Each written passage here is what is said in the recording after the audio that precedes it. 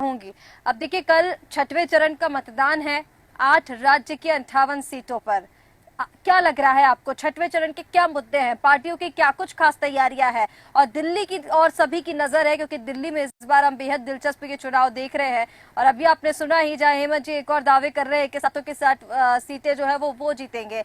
लेकिन हमने दिल्ली का जो इतिहास देखा है, विधानसभा चुनाव में तो आम आदमी पार्टी का साथ वो दे देती है, लेकिन लोकसभा आते आते तक दिल्ली की जो जनता है वो बीजेपी के साथ हो जाती है। इस बार आप क्या कुछ नया देख रहे हैं दिल्ली में भी? देखिए, देश की जनता के से जुड़े हुए मुद्दों पे कोई व्यक्ति बात नहीं कर रहा है, चाहे भारतीय जनता पार्टी हो या इंडिया गठबंधन हो।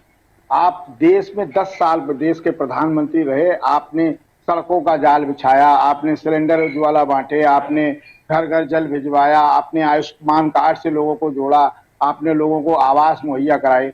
भारतीय जनता पार्टी इन मुद्दों पे वोट क्यों नहीं मांग रही है? हिंदू मुसलमान, मंगल सूत्र, आरक्षण, राम मंदिर, ये सब चीजों की आवश्यकता नहीं है। अगर आप देश में 10 साल राज किए हैं, देश में जो आपने दिखाया, जनता के लिए काम किए, उनको बताइए। क्योंकि सच्चाई है कि जनता सुनना नहीं चाहती आपकी इन बातों को।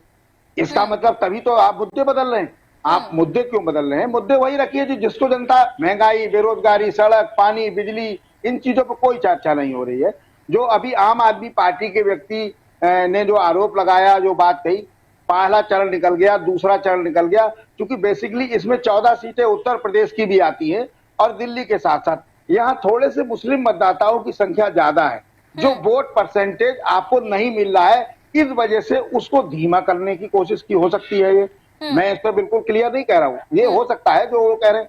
भारतीय जनता पार्टी के जो प्रवक्ता ने कहा, बिल्कुल बात उनकी भी सही है कि आपको क्या आपत्ति है, जिनको आपत्ति होनी चाहिए उनको नहीं आपत्ति हो रही है। तो कुल मिला के मुद्दे की बात यह है। सवाल तो अब यहाँ पर नीरज जी उठेंगे ना, ये जो बुर्के वाली बात सामने आ रही है। हमने पहले देखा जब हैदराबाद में भी जब ये हुआ था, जो माधवी लता जी थी, उन्होंने पोलिंग बूथ पर जाकर जो मुस्लिम महिलाएं थी उनके आधार कार्ड लेकर, उनकी आईडी लेकर उनका बुर्का उठवा के चेक किया, तो उन पर एफआईआर भी हुई थी। और देखिए, विपक्ष तो इस पर अब सवाल उठाएगा ही, क्योंकि आज हम देख रहे हैं एंड टाइम पर, जब कल चुनाव है और आज हम देख रहे हैं कि जो बीजेपी है वो इस तरह की डिमांड कर रही है कि जो बुर्के वाली महिलाएं हैं उनकी पहचान होनी चाहिए, तो कहीं ना कहीं सवाल उठना तो लाजमी है भाई, सवाल तो उठेंगे।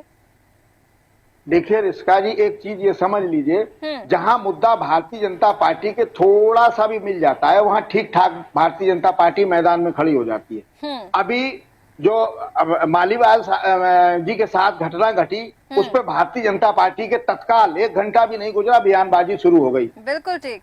महीनों जंतर मंतर पे महिला पहलवान बैठी रही, किसी भारतीय जनता पार्टी के नेता का कोई बयान नहीं आया।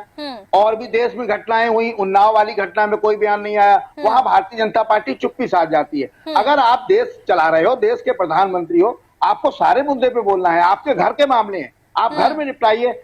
आप सुरक्षा की बात करने लगते हैं, कभी कहने लगते हैं अगर कांग्रेस की सरकार आई तो कब्जा हो जाएगा। 5000 किलोमीटर भारत में चाइना घुसाया, उसकी कोई चर्चा नहीं कर रहे हैं आप चुनाव में, चूंकि वो मुद्दा आपके खिलाफ जा रहा है। आप वही दौड़ के घूम के वहीं आ जाते हैं, मंदिर मस्जिद, हिंदू मुसलमान, इन सब चीजों पे नहीं बात करिए। बिल्कुल ठीक है ना, वही तो बात है ना, छठवां चरण आ गया है सर।